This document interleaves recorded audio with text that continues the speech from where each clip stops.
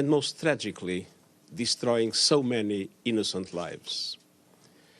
Ground operations by the Israel Defense Forces and continued bombardment are hitting civilians, hospitals, refugee camps, mosques, church, and UN facilities, including shelters. No one is safe.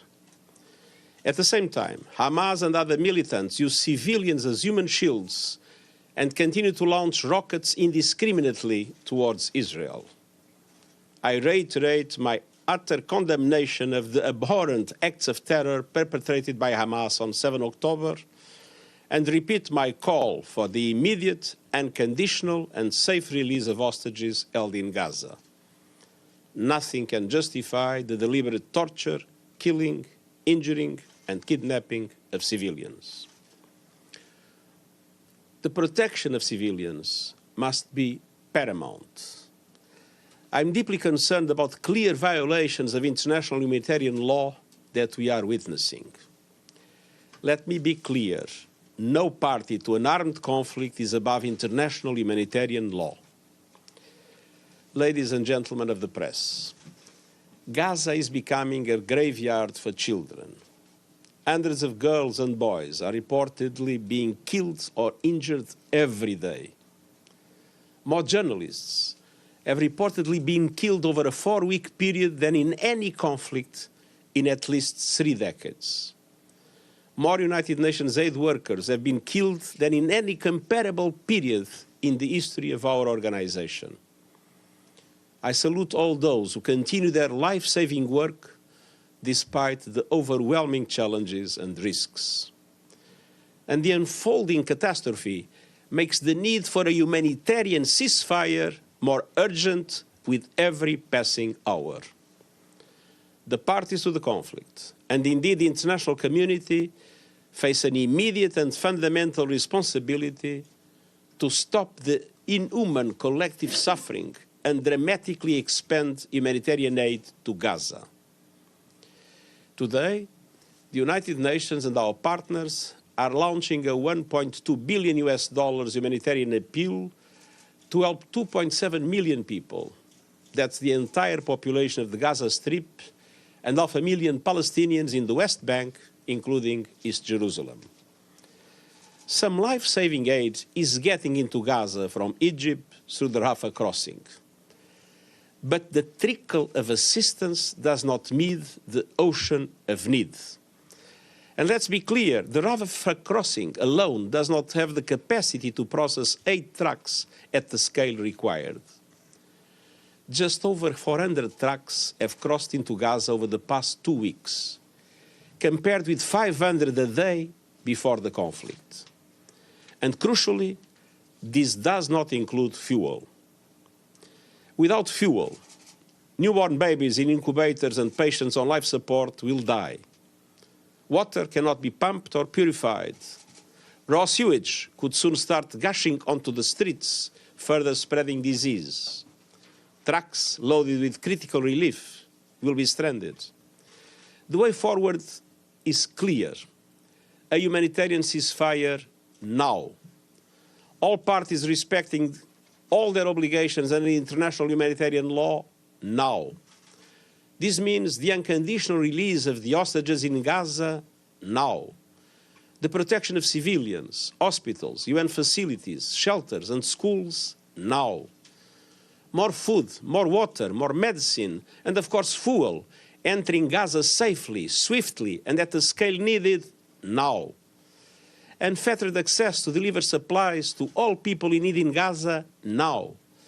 And the end of the use of civilians as human shields now. None of these appeals should be conditional on the others. And for all of these, we need more funding now. In addition, I remain gravely concerned about rising violence and an expansion of the conflict. The occupied West Bank, including East Jerusalem, is at a boiling point. Let us also not forget the importance of addressing the risks of the conflict spilling over to the wider region. We are already witnessing a spiral of escalation from Lebanon and Syria to Iraq and Yemen. That escalation must stop. Cool heads and diplomatic efforts must prevail. Hateful rhetoric and provocative actions must cease. I am deeply troubled by the rise in anti-Semitism and anti-Muslim bigotry. Jewish and Muslim communities in many parts of the world are on high alert, fearing for their personal safety and security. Emotions are at a fever pitch. Tensions are running high, and the images of suffering are heartbreaking and soul-crushing. But we must find a way to hold on to our common humanity. I think of civilians in Gaza, the vast majority women and children, terrified by the relentless bombardment.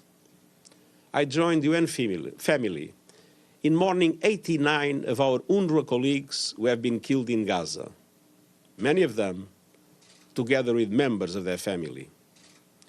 They include teachers, school principals, doctors, engineers, guards, support staff, and a young woman named Mai.